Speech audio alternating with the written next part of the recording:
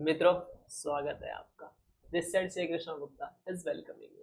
तो क्या करेंगे आज के सेशन में? आज के सेशन में क्वेश्चन नंबर जो 6 है, cost of capital C intermediate का, वो सॉल्व करेंगे। तो आइए बिना टाइम वेस्ट करे शुरू करते हैं। देखो कंसेप्ट क्या, आई होप इसके पहले के जितने भी क्वेश्चन है वो सब आप लोगों ने कर लिए हैं। ये जो कॉस्ट ऑफ कैपिटल का कंसेप्ट नोट्स है, ये आपको टेलीग्राम चैनल पर मिल जाएगा। अगर आप टेलीग्राम चैनल पर जाओगे, टेलीग्राम चैनल पर जाओ, ज्वाइन हो जाओ। एक ब्रॉडकास्ट ग्रुप है और एक डिस्कशन ग्रुप है, तो दोनों ग्रुप में ज्वाइन हो जाना, ब्रॉडकास्ट और डिस्कशन ग्रुप में। डिस्कशन ग्रुप में आप मुझसे जो भी डाउट है रिगार्डिंग एफएम एएफएम आप मुझसे पूछ सकते हैं, और अगर कुछ गाइडेंस चाहिए वो भी मैं आपको वहाँ पे दे दूंगा।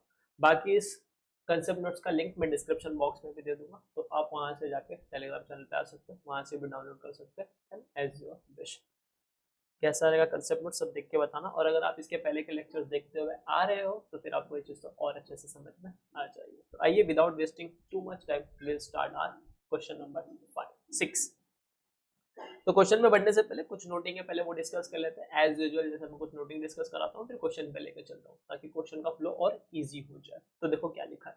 ऑडियो सब क्लियर है? Yes, my video is also visible too, अच्छा दिख रहा होगा। हाँ हाँ, और चलो बढ़िया। देखो क्या लिखा है। If question gives operating profit and interest charges and K E and KD, अगर हमको क्वेश्चन ना ऑपरेटिंग प्रॉफिट दे रहा है, इंटरेस्ट का चार्ज दे रहा है और केई दे रहा है, कॉस्ट ऑफ इक्विटी और cost of debt, then how to find value of debt and equity और अज्यूम नो टैक्स कल्चर, और वहां पे टैक्स कल्चर है ही नहीं, तो हमें वैल्यू ऑफ इक्विटी और वैल्यू ऑफ डेट कैसे निकालना है? वो निकालने का मैंने तो ये तो डायरेक्ट फॉर्मूला हो गया, value of debt is equal to interest charge ऊपर लिखना है, केडी नीचे लिखना है, और जो भी आप केडी लिखोगे उसको डेसिमल्स में लिखना। वैल्यू ऑफ इक्विटी निकालना है, तो वो निकालने का फॉर्मूला हो गया ऑपरेटिंग प्रॉफिट माइनस इंटरेस्ट का चार्ज, जो भी आपका ऑपरेटिंग प्रॉफिट होगा वो लेंगे, माइनस करेंगे इंटरेस्ट का खर्चा और डिवाइड बाय के ही कर देंगे, तो उसको आप डेसिमल्स में लिखोगे तो आपको वैल्यू ऑफ इक्विटी मिल जाएगा। इसके रिगार्डिंग एग्जाम्पल है, एग्जाम्पल पे मैं बाद में आता हूँ। पहले मैं ये फॉर्मूला कैसे डिराइव हुआ उसका एक ग्लिम्स दे देता हूँ आपको, ताकि आपको ये समझ में आ जाए। तो देखो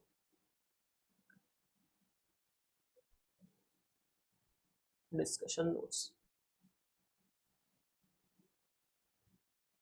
ये फॉर्मूला एकदम सिंपल डेरिवेशन है, बाकी कुछ इतना है नहीं। अगर मैं बोलूँ एक नॉर्मल सा एग्जांपल लेता हूँ, ठीक है, मैं एक नॉर्मल सा एग्जांपल से 3 फॉर्मूला डिराइव करूँगा और उसी में फिर उसको फिट कर दूंगा। मैं बोलता हूँ कि मैं कहीं पे इन्वेस्ट कर रहा हूँ, ठीक है, ध्यान से देखना एक नंबर, मैं कहीं पे इन्वेस्ट कर रहा हूँ ₹1000, और वहां पे जो मुझे रेट मिलने वाला है वो 12% की मिलने वाली है। अब मैं आपसे पूछता हूँ, बताओ मुझे कितना अर्निंग होगा? तो मैं बोलूँगा जो मेरी अर्निंग होगी, that earning is nothing but, जो भी मेरा इन्वेस्टेड अमाउंट है उसको मैं मल्टीप्लाई कर दूंगा रेट से। यही मेरा फॉर्मूला बनता है, बचपन से यही सीखे आ रहे हैं। यस, तो इन्वेस्टेड अमाउंट आपका 1000 हो जाएगा, मल्टीप्लाई बाय 12% करोगे तो 120 is nothing but what your earning. ठीक है, एकदम सिंपल। अब मैं बोलता हूँ सेकेंड एग्जाम्पल में कि मुझे ना अर्निंग फाइंड आउट करके बताओ, मुझे अर्निंग फाइंड आउट करके बताओ, और मैं सिर्फ आपको, सॉरी अर्निंग तो फाइंड आउट कर ली, मुझे आप इन्वेस्टेड वैल्यू फाइंड आउट करके बताओ। क्या फाइंड आउट करके बताओ? इन्वेस्टेड वैल्यू, कि अगर मेरा 12% का रेट है, सेकेंड एग्जाम्पल, अगर मेरा 12% का रेट है और मैंने अर्निंग कर ली, अगर मेरा 12% का रेट है और मैंने अर्निंग कर ली ₹120, तो मेरा इन्वेस्टेड अमाउंट कितना होगा? कुछ नहीं करना, ये जो फॉर्मूला है सेम फॉर्मूले में वैल्यूज को पुटअप करना और लास्ट में फॉर्मूला डिराइव करेगा। तो फॉर्मूला बनता है अर्निंग इज इक्वल टू जो भी इन्वेस्टेड अमाउंट है वो मल्टीप्लाई बाय रेट, यही फॉर्मूला था। तो अर्निंग मुझे 120 पता है, इन्वेस्टेड अमाउंट मुझे निकालना है, तो मैं उसको एज इट इज लिखूंगा, that is invested amount multiply by rate, rate is 12%। अब क्या होता है, ये चीज यहाँ पे मल्टीप्लाई में है, 12% वहां पे जाएगा तो क्या हो जाएगा, वो डिवाइड में हो जाएगा। तो 120 divide bye 12% is equal too invested amount. ठीक है, और इसको मैं पूरे को सॉल्व करूंगा तो मुझे मिल जाएगा 1000, इसका आंसर कितना आ जाएगा, 1000 आ जाएगा। तो 1000 is nothing but what, it is nothing but my invested amount. अब मैं बोलूँ इस चीज को फॉर्मूला में बनाना है मुझे, तो मेरा इन्वेस्टेड अमाउंट का फॉर्मूला क्या बना? अगर मैं बोलूँ invested amount is nothing but the value of investment, कि उस इन्वेस्टमेंट अमाउंट का वैल्यू क्या, तो अगर मुझे इन्वेस्टेड अमाउंट निकालनी है या फिर मुझे वैल्यू ऑफ इन्वेस्टमेंट निकालना है, दोनों में से कोई एक भी चीज निकालनी है, तो उसका फॉर्मूला क्या बना? 120 डिवाइड बाई 12। तो 120 क्या थी? मेरी अर्निंग थी, यानी जो भी अर्निंग होगी वो ऊपर आ जाएगा, डिवाइड बाय 12%। 12% क्या है? वो रेट है। तो फॉर्मूला क्या बना मेरा इन्वेस्टेड अमाउंट का? अगर मुझे किसी भी चीज का वैल्यू निकालना है, उससे जो भी अर्निंग हो रही है मैं उसको ऊपर लिखूंगा और डिवाइड बाय रेट कर दूंगा। अब ये जो रेट है आप इन डेसिमल्स भी लिख सकते हो, इसको इन डेसिमल्स लिख देना, तो कैलसी पे डायरेक्ट करोगे सॉल्व। जैसे फॉर एग्जांपल अगर मैं यहाँ पे 120 डिवाइड बाय 0.12 कर दूं, यानी 12% को अगर मैं डेसिमल्स में लिखूं, ये कैसे होता है? 12% डिवाइड बाय 100, तो आंसर कितना आ जाएगा? 0.12। तो मैं ये 0.12 डायरेक्ट अगर यहाँ पे लिख दूं तो मेरा आंसर क्या आ जाएगा? 120 डिवाइड बाय 0.12, डायरेक्ट मुझे 1000 रुपीज वैल्यू मिल जाएगी। तो ये वाला फॉर्मूला समझा? कैसे डिराइव हुआ समझा? बस इधर से उधर किया। अब मैं आपको थर्ड एग्जाम्पल देता हूँ। मुझे ना अर्निंग दी हुई है, ठीक है, कि मेरी अर्निंग कितनी है? अर्निंग 120 है, गॉट इट। और मुझे इन्वेस्टेड अमाउंट भी दिया हुआ है, यानी जो भी वैल्यू ऑफ इन्वेस्टेड है वो भी मुझे दिया हुआ है, that is nothing but audio video also English clear. Invested amount भी दिया हुआ है, दैट इज 1000। और मुझे बोला ना अब रेट फाइंड आउट करके बताओ। क्या फाइंड आउट करके बताओ? रेट। तो एकदम जो पहला जो फॉर्मूला होता था उसी में मैं पुटअप कर दूंगा, that is earning is equal to जो भी आपका इन्वेस्टेड अमाउंट है आप बोलो, मल्टीप्लाई बाय उसको रेट करो। अर्निंग मुझे 120 है, इन्वेस्टेड वैल्यू 1000 है, रेट मुझे पता नहीं तो मैं उसको एज का एज इट इज लिखूंगा। अब यहाँ पे रेट क्या है? मल्टीप्लीकेशन में, यानी ये 1000 इसके मल्टीप्लीकेशन में, वहां पे उसको भेजता हूँ, ये हो जाएगा 120 divide by 1000 is equal to rate. तो इसको फर्दर सॉल्व करेंगे तो ये आएगा 0.12 इज इक्वल टू रेट। और मैं इसको ऐसे भी लिख सकता हूँ, rather than writing this, that 12% is equal to rate. लिख सकते हैं 0.12 को 12%। सर कैसे? 0.12 मल्टीप्लाई बाय 100 करोगे तो 12 आ जाएगा, ठीक है। और फाइनल मेरा कंक्लूजन क्या बन गया? Rate is equal to 12%। तो अगर मुझे किसी भी रेट का फॉर्मूला निकालना है तो मैं क्या करूंगा? रेट इज इक्वल टू, इसको देखो 120 मेरी क्या थी? अर्निंग थी, तो मैं अर्निंग लिख दूंगा ऊपर, जो भी मेरी अर्निंग है वो मैंने ऊपर लिख दिया, डिवाइड बाय 1000 क्या है मेरा? Invested amount. Investment amount is nothing but your value of that investment. तो earning divide by value of investment. तो ये मेरा किसका फॉर्मूला बन गया? ये मेरा रेट का फॉर्मूला बन गया। अब क्वेश्चन ने क्या बोला था? क्वेश्चन ने बोला है कि आपको केडी दिया है, केई दिया है, ठीक है, और ऑपरेटिंग प्रॉफिट दिया है। ऑपरेटिंग प्रॉफिट का मतलब क्या होता है कि कंपनी ने बिजनेस को चला के कितना प्रॉफिट अर्न किया, एंड आपको इंटरेस्ट का चार्ज भी दिया है। इसके बेस पे आपको निकालना है केडी, सॉरी इसके बेस पे आपको निकालना है दो चीज, एक निकालना है वैल्यू ऑफ डेट और दूसरा निकालना है वैल्यू ऑफ इक्विटी, ठीक है। तो अगर मैं बोलूँ वैल्यू ऑफ डेट निकालना है तो वैल्यू ऑफ डेट का फॉर्मूला क्या बनेगा? देखो जो डेट होल्डर होते हैं ना उनके लिए अर्निंग क्या होती है? इंटरेस्ट का चार्ज। जो भी इंटरेस्ट चार्ज होगा डेट वालों के लिए अर्निंग वही होती है। अगर मैं फॉर्मेट बनाऊं, इसमें अगर टैक्स नहीं है, ठीक है, यहाँ पे टैक्स नहीं है, तो अगर मैं फॉर्मेट बनाऊं तो जो भी ऑपरेटिंग प्रॉफिट होगा पहले मैं ऑपरेटिंग प्रॉफिट लिखूंगा, उसमें से मैं माइनस कर दूंगा इंटरेस्ट, ठीक है। जैसे ही मैंने इंटरेस्ट माइनस किया, जो भी अब ये अमाउंट आएगा, ये जो अमाउंट आएगा ये किसका होगा? इक्विटी वालों का, क्योंकि यहाँ पे टैक्स का कुछ है ही नहीं। तो ऑपरेटिंग प्रॉफिट फॉर एग्जांपल मैंने 100 रुपीज अर्न किया, उसमें से 30 मैंने इंटरेस्ट पे कर दिया, तो जो 70 बच गया, ये जो 70 रुपीज है ना ये इक्विटी वालों की अर्निंग है। किसकी अर्निंग है? इक्विटी वालों की। तो अगर मुझे वैल्यू ऑफ डेट निकालना है, क्या निकालना है? अगर मुझे वैल्यू ऑफ डेट, तो वो कैसे आएगा? अगर मुझे वैल्यू ऑफ डेट निकालना है तो value of debt is nothing but, formula देखेंगे किसी भी चीज का वैल्यू निकालना था, फॉर्मूला क्या बनता था? अर्निंग ऊपर लिखना है, रेट नीचे लिखना है। तो अर्निंग क्या बनेगी? इनकी अर्निंग जो होती है वो होता है इंटरेस्ट का चार्ज। तो interest charges divide by rate. Value debt के लिए रेट क्या होता है? तो डेट वालों को हम लोग केडी देते हैं। क्या देते हैं? Cost of debt. और ये कॉस्ट ऑफ डेट आप किसमें लिख दोगे? इन डेसिमल्स में। और अगर मुझे वैल्यू ऑफ इक्विटी चाहिए, क्या चाहिए? Value of equity. तो वैल्यू ऑफ इक्विटी के लिए अर्निंग क्या है? ऑपरेटिंग प्रॉफिट में से आप इंटरेस्ट माइनस करो, तो जो अमाउंट आएगा वो उनकी अर्निंग हो जाएगी। तो यहाँ पे क्या बन जाएगा? ऑपरेटिंग प्रॉफिट, जो भी ऑपरेटिंग प्रॉफिट है वो, माइनस इंटरेस्ट का चार्ज। ठीक है, माइनस क्या करेंगे? इंटरेस्ट का चार्ज, और डिवाइड बाय रेट। अब इक्विटी वालों के लिए रेट क्या होता है? रेट होता है केई, that is cost of equity. बस यही था। अब मैं एग्जांपल अगर डिस्कस कर लूं कि एग्जांपल ऑपरेटिंग प्रॉफिट आपका ₹100 है, ठीक है, और जो आपका इंटरेस्ट का चार्ज है दैट इज ₹30। ठीक है, यहाँ तक समझा?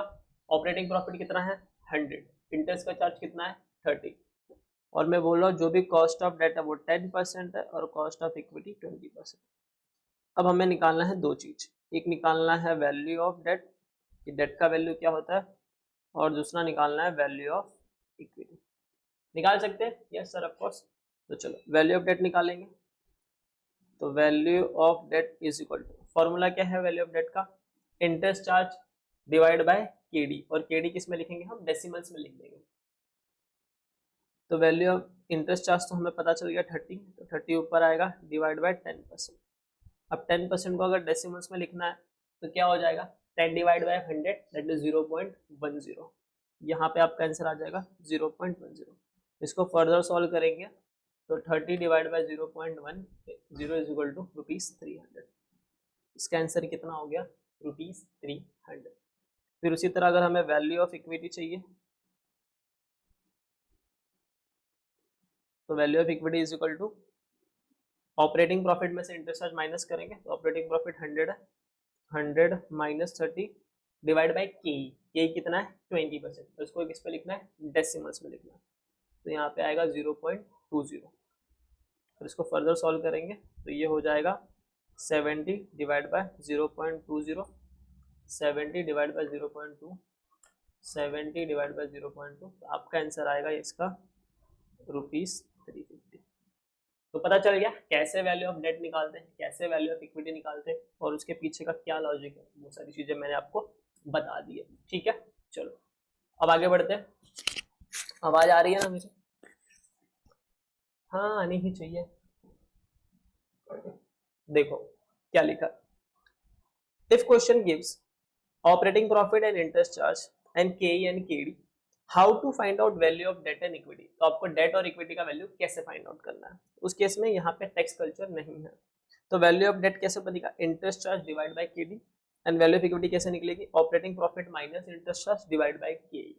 और ये जो आपका है ये हैशटैग आपको डेसिमल्स में लिखना है। ये कैसे फॉर्मूला डिराइव हुआ, इसके पीछे का लॉजिक मैंने आपको दे दिया। फिर यही एग्जांपल मैंने जस्ट आपको डिस्कस किया, एक बार और डिस्कस कर लेता हूँ। ऑपरेटिंग प्रॉफिट कितना है? 100, इंटरेस्ट का चार्ज कितना है? 30, केडी 10%, केई 20%। वैल्यू ऑफ डेट कैसे निकलेगा? 30 divide by 0.10 which is equal to 300, and value of equity कैसे निकलेगा? 100 minus 30 divide by 0.20 which is equal to 350। ठीक है, देन पता चला कैसे क्या किया? Got it? Yes sir. चलो तो अब हम लोग थोड़ा आगे बढ़ते हैं। ये लायक समझ में आ गया, ये पार्ट समझ में आ गया? Yes sir. अब देखो नेक्स्ट पार्ट क्या बोल रहा है। If question says firm has new proposal, अगर क्वेश्चन बोल रहा है कि फर्म के पास एक नया प्रपोजल, इसमें क्या होता है? फॉर एग्जांपल कंपनी के पास पहले से फंड है, अब कंपनी बोल रही है मुझे नए प्रपोजल में जाना है, बट नए प्रपोजल में जाऊंगा तो मुझे नया फंड चाहिए। अगर मैं बिजनेस में नया फंड लाऊंगा तो नया अर्निंग भी तो आएगा, तो उस केस में ना कॉस्ट ऑफ इक्विटी आपका चेंज हो जाता है, डेट चेंज हो। देखो कॉस्ट ऑफ डेट तो जो मार्केट में रेट है उसके हिसाब से, अगर फॉर एग्जाम्पल अगर मैं नया डेट लेने जाता हूँ तो नया डेट का कॉस्ट लूंगा, बट अगर मैं नया डेट लेने नहीं जा रहा हूँ, मैं बोलो जो जूने वाले डिबेंचर होल्डर है मैं उन्हीं के पास जाके और पैसा रेस करता हूँ, तो केडी तो सेम होगा, कॉस्ट ऑफ डेट में कोई चेंज नहीं आया, लेकिन कॉस्ट ऑफ इक्विटी चेंज हो जाती है। क्यों सर, क्यों चेंज हो जाती है? अरे सिंपल है, आप खुद सोचो ना कि प्रॉफिट तो बढ़ेगा, ठीक है, डिबेंचर होल्डर बढ़ेंगे। अब जिस कंपनी में डिबेंचर ज्यादा हो रहा है, इक्विटी कम हो रहा है, तो रिस्क इक्विटी वालों को है ना। क्यों सर, इक्विटी वालों को रिस्क कैसे? अरे सिंपल है, अगर कल के डेट में कंपनी बैंकरप्ट हो गई तो सबसे पहले पैसा किसको मिलता है? डिवेंचर वालों को। तो जो पूरा कंपनी का असेट है पहले डिवेंचर वालों को मिलेगा, जब कुछ पैसा बच गया फिर इक्विटी वालों के पास आएंगे। अब इक्विटी वालों को डर है यार तुम नया धंधा चालू करो, हमसे पैसा ले ही नहीं रहे हो, तुम तो डिवेंचर वालों से पैसा ले रहे हो। जब डिवेंचर वालों से आप पैसा लोगे तो अगर कंपनी का कभी आगे चल के बैंकरप्सी आया तो पहले पैसा किसको दोगे? डिवेंचर वालों को दोगे। इक्विटी वालों को तो बाद में मिलेगा, तो इससे रिस्क किसका बढ़ गया? इक्विटी वालों का बढ़ गया। इसके लिए यहाँ पे कॉस्ट ऑफ इक्विटी चेंज हो जाता है। समझा कॉस्ट ऑफ इक्विटी चेंज क्यों होता है? क्योंकि कॉस्ट इक्विटी वालों का रिस्क बढ़ रहा है। बिकॉज आप डिवेंचर वालों से पैसा ले रहे हो या फिर कुछ पैसा इनसे ले रहे हो, आप किससे भी पैसा लो, बट कॉस्ट ऑफ इक्विटी फिर दूसरा निकालना पड़ता है, चेंज हो जाता है, क्योंकि इसमें रिस्क चेंज हो जाता है। ठीक है, क्लियर है? चलो, तो उस केस में आप क्या करोगे, यही लिखा है यहाँ पे, if question says firm has new proposal then the new fund bring additional profit, और नया फंड जो एक्स्ट्रा प्रॉफिट भी लेके आ रहा है, सो हियर वी केई विल नाउ चेंज, तो केई क्या हो जाएगा? चेंज हो जाएगा, एंड आपको कैलकुलेट करना पड़ेगा रिवाइज्ड केई। तो रिवाइज्ड केई निकालने का फॉर्मूला क्या बना था? अगर मुझे सिर्फ केई निकालना है तो मैंने फॉर्मूला क्या बनाया था आप लोगों के लिए?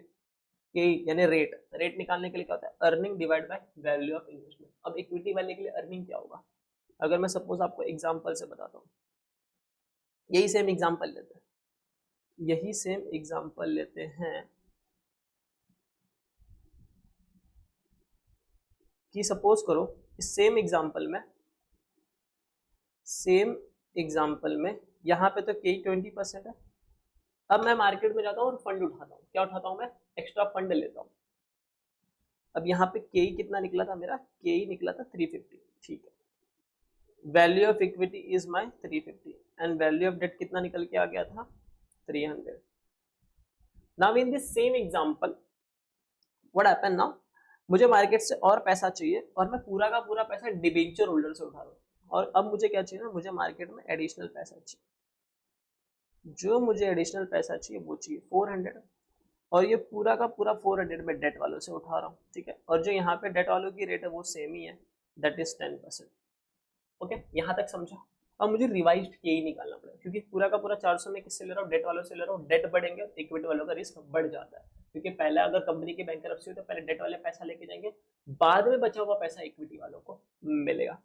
और उससे जो एडिशनल प्रॉफिट होगी, जो 400 बिजनेस में लाएंगे, उससे जो एडिशनल प्रॉफिट होगी वो कितनी होगी? 50 रुपीज की एडिशनल प्रॉफिट होगी। अब हमारा के ही चेंज हो जाएगा। फिर हमारा डिवाइस्ड के क्या निकलेगा? पहले 100 रुपये कमाते थे, नया फंड आने के बाद 50 रुपये और कमाया, लेकिन उसमें से माइनस करेंगे इंटरेस्ट का चार्ज। पहले इंटरेस्ट का चार्ज कितना दे रहे थे हम लोग? तो पहले का फंड कितना था? 300। तो 300 के ऊपर ये रहा, पहले इंटरेस्ट का चार्ज 30 है, पहले इंटरेस्ट का चार्ज 30 प्लस नया फंड जो लिया 400, उसके ऊपर भी तो इंटरेस्ट देना पड़ेगा ना, वो 10% के रेट से। 400 का 10% निकालोगे तो 40 होगा। इन दोनों को ऐड करेंगे, डिवाइड बाय इक्विटी कैपिटल तो बदली नहीं, पहले कितनी थी? 350, और आपने कुछ नया इक्विटी इशू किया क्या? नहीं, तो 350 का 350, तो यहाँ पे डिवाइड बाय 350 होगा। इस पूरे को सॉल्व करोगे आप लोग, 150 minus 70 divide by 350, 150 minus 70 divide by 350, इसका आंसर आएगा, मल्टीप्लाई बाय 100 करोगे तो 22.85786%। ये आपका क्या हो गया? न्यू के बन गया। ठीक है, तो ये न्यू के निकालना पड़ता है। Got it? चलो, ये निकालने का वही फॉर्मूला है, आप ओल्ड ऑपरेटिंग प्रॉफिट लेना, उसमें ऐड करना न्यू ऑपरेटिंग प्रॉफिट, जैसा हम लोगों ने किया, माइनस करेंगे ओल्ड इंटरेस्ट का चार्ज और प्लस करेंगे न्यू इंटरेस्ट का चार्ज। न्यू इंटरेस्ट चार्ज कैसे निकलेगा? जो भी आप फंड रेस करोगे डेट से, उसको मल्टीप्लाई कर देना न्यू डेट इंटरेस्ट से। Fund raise, new fund raise from interest, तो यहाँ पे आएगा new fund raise from debt multiply by new debt interest rate. अब लास्ट चीज, इन कैलकुलेटिंग बैक, जब आप WACC निकाल रहे होंगे तो अमाउंट का जो कॉलम होता है ना, तो अगर आपको बोला बिफोर न्यू प्रपोजल, यानी प्रपोजल के पहले का WACC निकालो, तो अमाउंट के कॉलम में ना आपको ओल्ड वैल्यू लेनी है, डेट और इक्विटी की जो ओल्ड वैल्यू आ रही थी वो लेनी है, और ओल्ड केई और केडी भी लेना है। ठीक है, तो आपको, हाँ, तो इस केस में आपको ये याद रखना है, old, take old value of debt and equity, and after new proposal लोगे तो आपको ऐड करना है ओल्ड और न्यू दोनों वैल्यू आप ऐड करोगे, और डेट और इक्विटी का, और इसमें याद रखना केडी और केई चेंज हो जाएंगे। इस वाले को अगर मैं थोड़ा सा एडिट करूं, थोड़ा सा, in amount column and cost. Take old value of debt and equity, हाँ तो कॉस्ट एंड अमाउंट भी हो जाएगा। एंड रुक जाओ, take old value of debt and equity, यहाँ तो ठीक है। And K and K D is also old one, ठीक है। और यहाँ पे आएगा, इसको थोड़ा नीचे लेके जाएंगे तो and K and K D is new.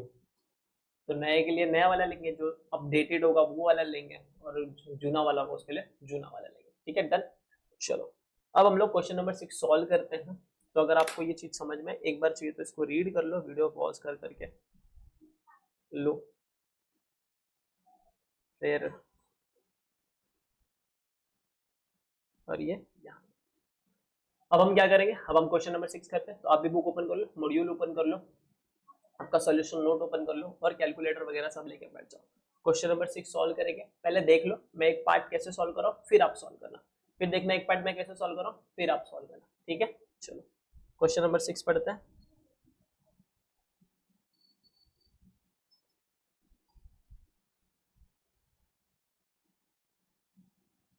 Question number 6,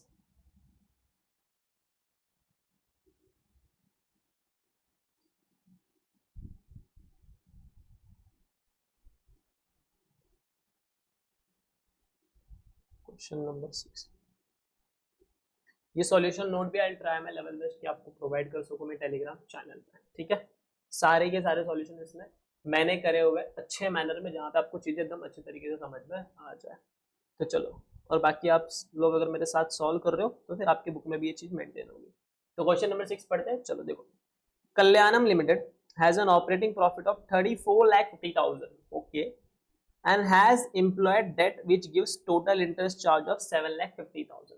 तो कल्याणम लिमिटेड का जो ऑपरेटिंग प्रॉफिट है वो है 34,50,000, जिसके अंदर वो इंटरेस्ट का खर्चा कितना दे रहे हैं, 7,50,000।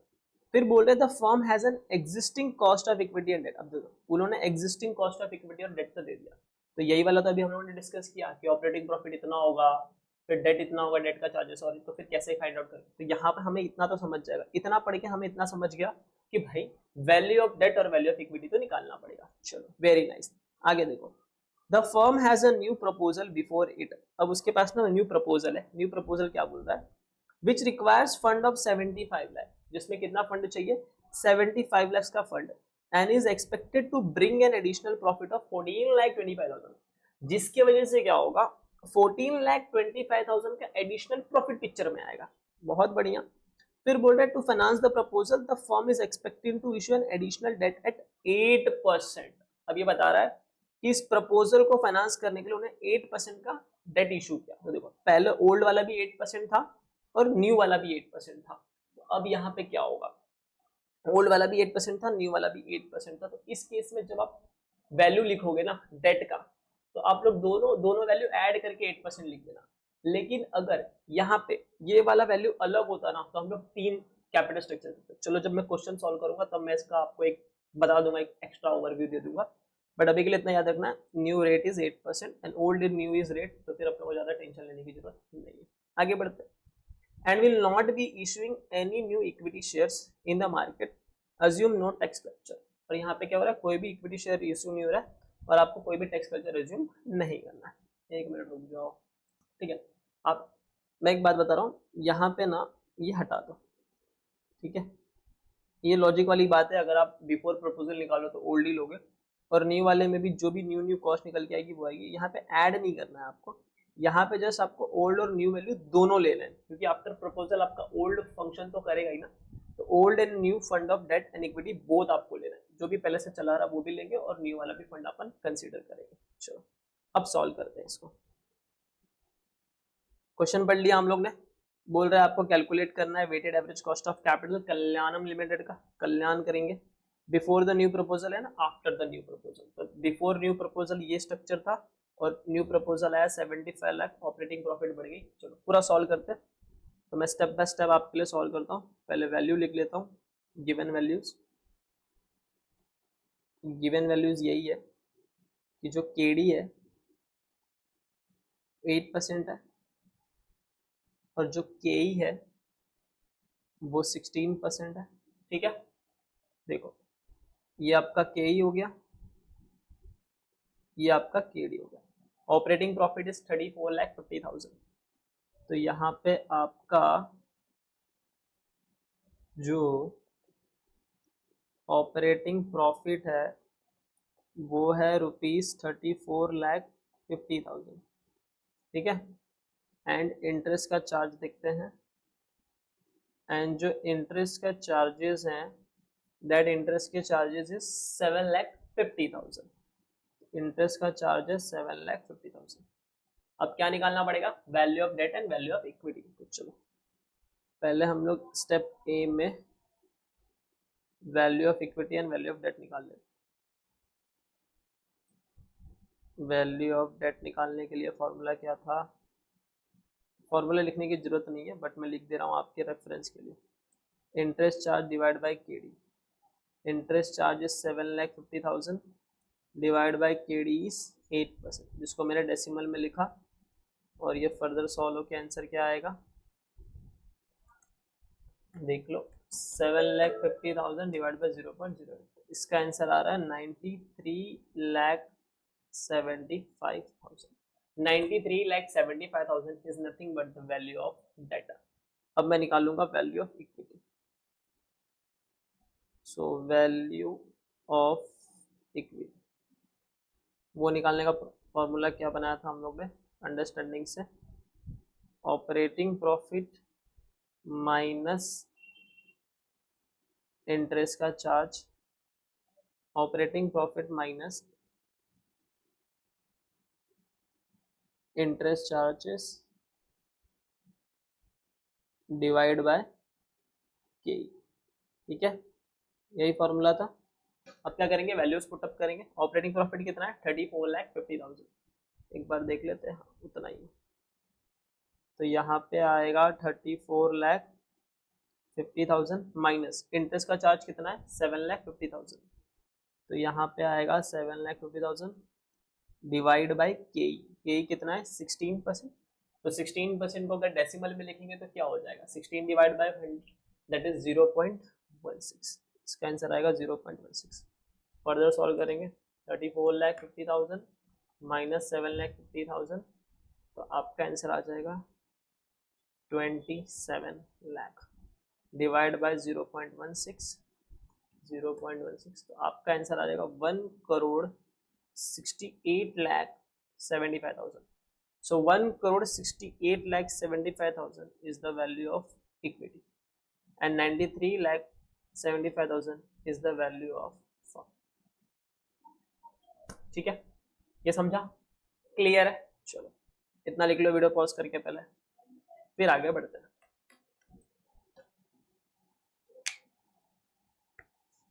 डन, लिख लिया वीडियो पॉज करके इतना, लिखा कि नहीं लिखा। चलो अब हम लोग आगे बढ़ेंगे। बी पार्ट क्या बोल रहा है, बी पार्ट में बोल रहे हैं कि एडिशनल फंड चाहिए, एडिशनल फंड्स चाहिए, और एडिशनल फंड की रिक्वायरमेंट कितनी है 75 लाख। एडिशनल फंड चाहिए जिसकी रिक्वायरमेंट है 75 लाख, जिससे एडिशनल ऑपरेटिंग प्रॉफिट होगा,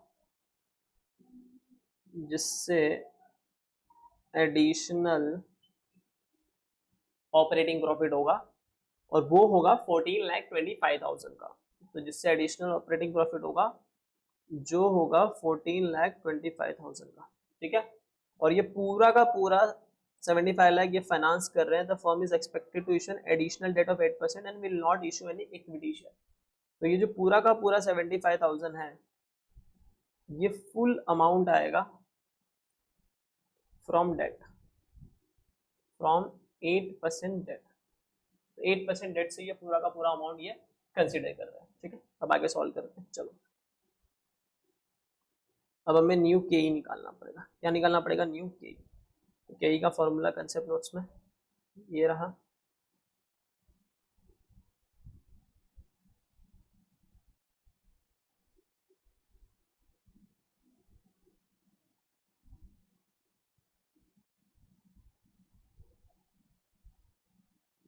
क्यों न्यू के निकालेंगे वो भी मैंने बताया था, रिस्क बढ़ जाता है इक्विटी वालों का। ठीक है, अब ये बता रहा है न्यू डेट से फंड से कितना आ रहा है, ये निकाल लेते हैं। New fund raise from equity debt is, new fund कितना रेस किया था हम लोगों ने 75,000, 75 लाख, और रेट कितना है 8% का। इसको सॉल्व करेंगे, 75 lakh multiply by 8%, 75 lakh multiply by 8% कितना आ रहा है 6 लाख रुपीज। तो 6 lakh rupees is nothing but your new debt के ऊपर इंटरेस्ट का चार्ज। अब इसी को जस्ट सारे वैल्यूज को पुटअप कर देते हैं। ओल्ड ऑपरेटिंग प्रॉफिट कितना था क्वेश्चन में, 34,50,000, 34,50,000 प्लस न्यू ऑपरेटिंग प्रॉफिट कितना है, न्यू ऑपरेटिंग प्रॉफिट है 14,25,000, तो यहाँ पे आएगा 14,25,000, दोनों को ऐड करेंगे तो फिर क्या करेंगे माइनस करेंगे, माइनस ओल्ड इंटरेस्ट का चार्ज।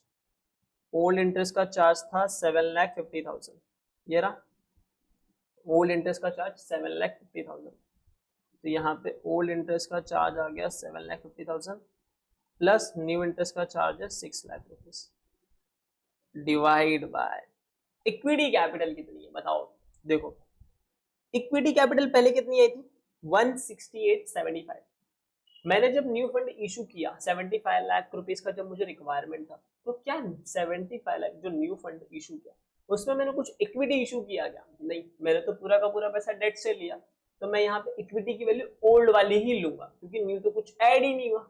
अगर मैं इक्विटी कैपिटल की वैल्यू निकालू तो इक्विटी कैपिटल ये ओल्ड का ओल्ड ही था 168.75,000, इसमें कुछ नया आया ही नहीं, जब नया आया ही नहीं तो न्यू वैल्यू कितनी होगी 0। रिवाइज्ड अगर मैं इक्विटी अगर मैं यहाँ पे लिखूं for your understanding purpose that revised equity value, ठीक है, जस्ट फॉर योर पर्पस, तो वो पहले कितना था 1,68,000 प्लस 0, क्योंकि न्यू वैल्यू तो कुछ आई ही नहीं। तो ये अगर ऐसे ना लिख के अगर ऐसे लिखूं that is new value plus, एक मिनट लिखना नहीं कोई मेरे साथ, old value plus new value, ये इक्विटी के लिए कर रहे हैं, ठीक है, तो 0 आएगा और इसका फाइनल आंसर 168,75,000। इस पूरे को सॉल्व करेंगे 168,75,000, इस पूरे को सॉल्व करते हैं 34,50,000 प्लस 14,25,000, 34,50,000 प्लस 14,25,000, इसका आंसर है 48,75,000, उसमें से माइनस करेंगे 7,50,000 प्लस 6 लाख, तो इसका आंसर आएगा 7,50,000 प्लस 6 13,50,000 डिवाइड बाय 1,68,75,000, ठीक है। अब फर्दर सॉल्व करते हैं इसको, तो 48,75,000 माइनस 13,50,000 डिवाइड बाय 168,75, इसका आंसर आ रहा है 20.89 और 20.89 परसेंटेज है, बट फाइनल आंसर इज 0.20888 है, तो मैं इसको 0.2089 करूंगा या फिर 20.89%, ठीक है, समझा ये चीज एकदम क्लियर है। चलो अगर इसके बाद एक स्टेप और लिखना है तो वो भी हम लिख सकते हैं, वो मैं लिखा देता हूँ। इसको फर्दर सॉल्व करेंगे तो 48,75,000 माइनस 13,50,000, 35,25,000 1,68,75,000, यस राइट है, ठीक है, समझा, गॉट इट। तो 0.2089 ये आपका आंसर आ रहा है और ये आपका कॉस्ट ऑफ इक्विटी है। या फिर आप इसको 0.209 या फिर 20.9%, what ever you can also right. तो चलो ये समझ गया आपको बी पार्ट। क्या किया, कुछ नहीं, कॉस्ट ऑफ इक्विटी, एक नया कॉस्ट ऑफ इक्विटी निकाला, दैट्स इट। चलो इसको सॉल्व कर लो, इसको लिख लो। लिखो लिखो, लिखा, चलो इसको लिख लो अभी,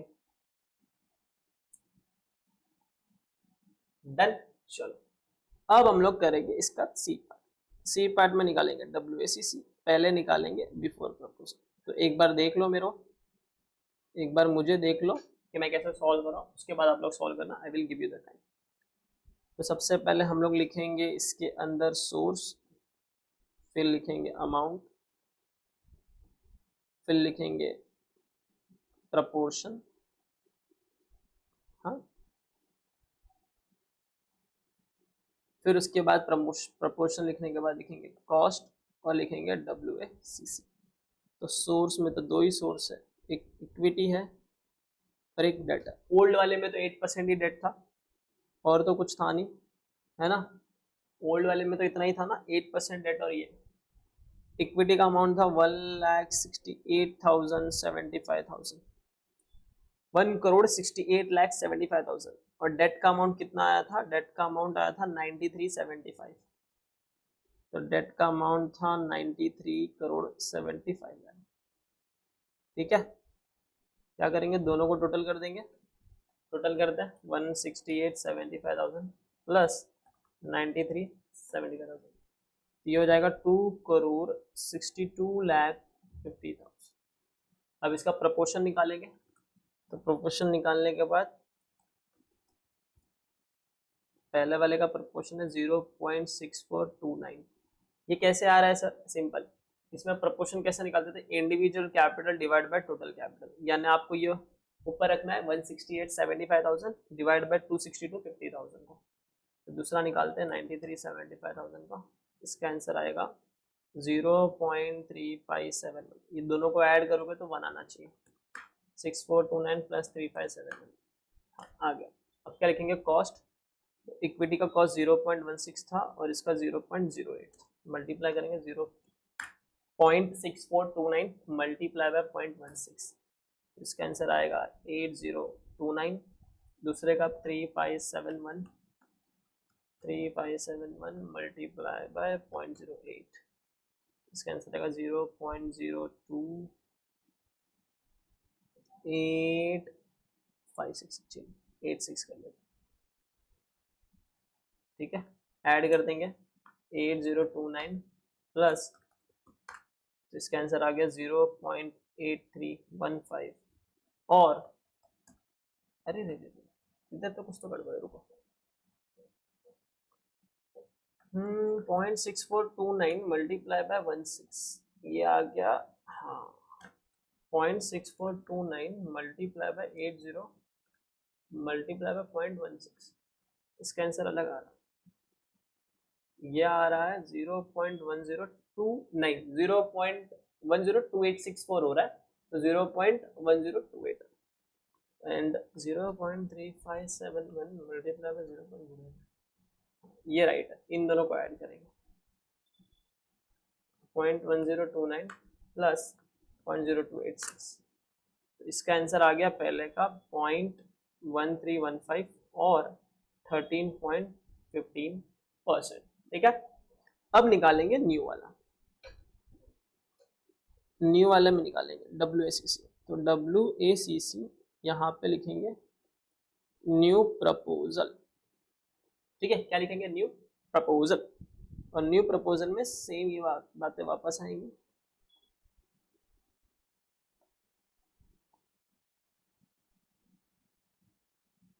अब देखो यहाँ पे ना अमाउंट चेंज हो जाएगा, कॉस्ट भी चेंज हो जाएगा, अमाउंट भी चेंज हो जाएगा, प्रपोर्शन भी चेंज हो जाएगा, सब कुछ चेंज हो जाएगा, क्योंकि सब new new, old plus new दोनों लेना है।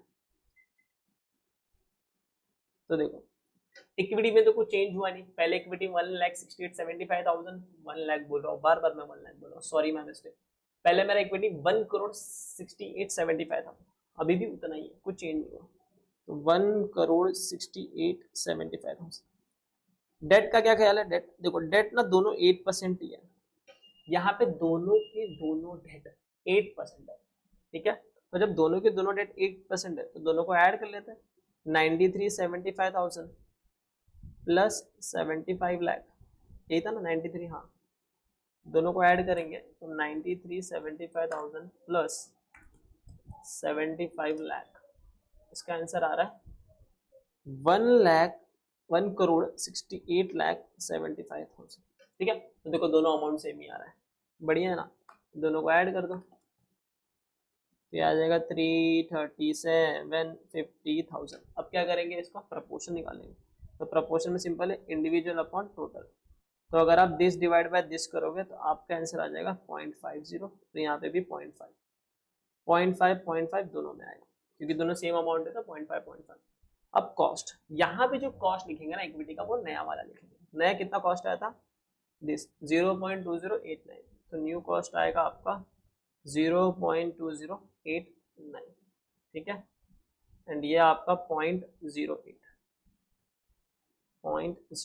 देखो, अगर आप एक चीज और एनालाइज करोगे ना, यहाँ पे पहले वाले में कॉस्ट कितना था 16% का, बाद वाले में कॉस्ट देखो कितना है 20.89%। बढ़ गया ना कॉस्ट, क्यों बढ़ा पता है, क्योंकि इक्विटी वाले को ज्यादा रिस्क लेना होता है, और जब ज्यादा रिस्क लगेगा तो ज्यादा रिटर्न मांगते हैं, इसके लिए यहाँ पे कॉस्ट देखो इंक्रीज हो गया, ये लॉजिक होता है। अब आप क्या करोगे, this multiply by this multiply by 0.2089 multiply by 0.5, इसका आंसर आएगा 0.10445 जा रहा है। एक पल के लिए पूरा लिख लेता हूँ फिर देखेंगे, और ये आंसर है 0.04। अब क्या करेंगे, दोनों को ऐड करेंगे प्लस 0.1445, ये आंसर देगा 0.14445, और दूसरे मीनिंग में 14.44%, 14.445%, ठीक है। अब ना एक चीज आपको और बता देता हूँ मैं, चलो लगे हाथ में आपको एक चीज और एडिशनल चीज डिस्कस करता हूँ, बट पहले इसका आंसर देख लेते हैं, उसके बाद करेंगे आंसर आंसर आंसर आंसर में देखो, आंसर में वैल्यू ऑफ डेट 93,75,000, ये 168,75,000 राइट है। फिर ये 0.209 या 20.9%, इन्होंने 2 डेसिमल तक अपर राउंडिंग ऑफ किया है। 35 25 सब राइट है। चलो वो होने के बाद ये वेट आ गया 13.15% का, अपना भी आया 13.50% का WACC, ठीक है, अपना भी 13.58% 15% का आ गया। फिर ये होने के बाद ये कितना आया 14.45 और 1.2, तो सेम ही आंसर है 0.1445। इन्होंने क्या किया, जस्ट ये वाला जो कॉस्ट है ना 0.209, इन्होंने बस, हम लोग ने 0.8, चलता है, कोई बात नहीं, आपको मार्क्स मिलेगा। अब मैं आपको इसके अंदर ना एक एडिशनल बात बता देता हूँ, पहले इसके बात बताने से पहले ये लिख लो आप, फिर मैं बताता हूँ आपको। लिख लो पहले, लिख लो, चलो वीडियो पॉज करके लिख लिया। अब देखो सर, व्हाट इफ, मैं आपको व्हाट इफ थोड़ा सा बता रहा हूँ, क्योंकि मेरे को लग रहा है अगर एग्जामिनर खेलेगा तो यहीं पे खेलेगा जहाँ पे आपको बचना है। सर व्हाट इफ अगर जो न्यू फंड है, अगर जो न्यू फंड है वो डेट से लिया पूरा 75 लाख का, ठीक है, बट वहां पे जो केडी है ना, केडी वो 10% हो गया, यानी केडी का रेट चेंज कर दिया। अब क्या होगा, देखो अगर ये होगा ना, जब आप केई कैलकुलेट करोगे ना, केई, तो यहाँ दो जगह पे चेंजेस आएंगे। यहाँ पे जो आपका 6 लाख आया ना, वो 6 लाख नहीं आएगा, फिर 75 लाख का 10% 7,50,000 यहाँ पे आएगा। एक तो इंटरेस्ट रेट यहाँ पे चेंज होगा, फिर आपका जो केई निकलेगा ना, वो केई का वैल्यू भी चेंज आएगा, ठीक है, एक चेंज ये हो गया। दूसरा चेंज, जब ये WACC का टेबल बनाओगे ना, तो अब यहाँ पे आप 3 वैल्यू लोगे। सर कौन कौन से 3 वैल्यू लोगे, एक बार डेमो करके बताओ ना प्लीज। चलो तो मैं आपको बताता हूँ कौन से आप 3 वैल्यू लोगे। देखो जस्ट मैं आपको थोड़ा सा एडिशनल दे रहा हूँ, बाकी कुछ नहीं, just for your knowledge purpose कि सर अगर कभी एग्जाम में ऐसा भी आया तो क्या कर सकते हैं, ठीक है, क्योंकि अक्सर आप कॉपी पेस्ट क्वेश्चन नहीं दिया जाता, थोड़ा सा घुमाया जाता है। तो उस केस में अब क्या होगा पता है, इक्विटी तो सेम होगा, 8% डेट भी सेम होगा, बट यहाँ पे 10% डेट और ऐड कर देंगे। यहाँ पे पहला वाला वैल्यू आ जाएगा 93,75,000 और यहाँ पे 75 लाख का एक नया ऐड होगा। फिर आप ये तीनों को ऐड करके एक वैल्यू लोगे, फिर यहाँ पे प्रोपोर्शन डिफरेंट आएगी, यहाँ पे जब कॉस्ट लिखोगे तो पहला वाला ये जो रिवाइज कॉस्ट यहाँ से निकल के आएगा वो लिख लोगे यहाँ पे, और यहाँ पे 8% 0.08 और यहाँ पे 0.10 आएगा, और फिर आप सॉल्व करके नया WACC निकालोगे। तो हो सकता है एग्जामिनर यहाँ पे आपको घुमा सकता है, तो बी अश्योर ऑन दैट करके, ठीक है। दैट्स इट, बस ये चीज़ मुझे एक एडिशनली आपको बतानी थी। जब मैं क्वेश्चन पढ़ रहा था तो मैंने बताया था 8% वो सारी चीज़ें, तो that's why I just let you know कि क्या होता है, ठीक है। चलो that's it for the this lecture. अगर आपने मेरे साथ ये पूरा क्वेश्चन सॉल्व किया है और अगर आपको ये क्वेश्चन समझ में आ गया, हिट द लाइक बटन, क्योंकि आप जब लाइक करोगे ना तो मुझे समझ में आएगा यस आपने ये वीडियो यहाँ तक देखा और आपने इस वीडियो को, इस क्वेश्चन को आपने सॉल्व किया, और अब ये सॉल्यूशन आपके बुक में मौजूद है। और ये वाला जो एडिशनल चीज जो मैंने आपको बताया वो भी इंपॉर्टेंट चीज है, because no one will tell you that much करके, but as this is a match, but I want to be कि अगर क्वेश्चन कभी घुमा भी, क्योंकि देखो ये बहुत इजी क्वेश्चन है, इसमें कुछ रॉकेट साइंस था ही नहीं, तो एग्जामिनर कहीं तो खेलेगा ना, तो वो 2-3 चीजों पे खेलता है, वहां पे मैंने आपको बता दिया, ठीक है। That's it for this question. And कैसा लगा कि कमेंट करो, वीडियो के नीचे बिंदास कमेंट करो, बताओ मुझे भी कैसा लग रहा है, क्या लग रहा है, दोस्तों के साथ शेयर कर देना अगर किसी को ये क्वेश्चन समझ में नहीं आ रहा है। And that's it for the day, Shri Krishna Gupta is signing off, और ख्याल रखो, टेक केयर, एंड तब तक के लिए मिलते हैं दोबारा अपने अगले वीडियो में। Till then take care and sayonara, फिर मिलेंगे दोबारा, पिक्चर अभी बाकी है।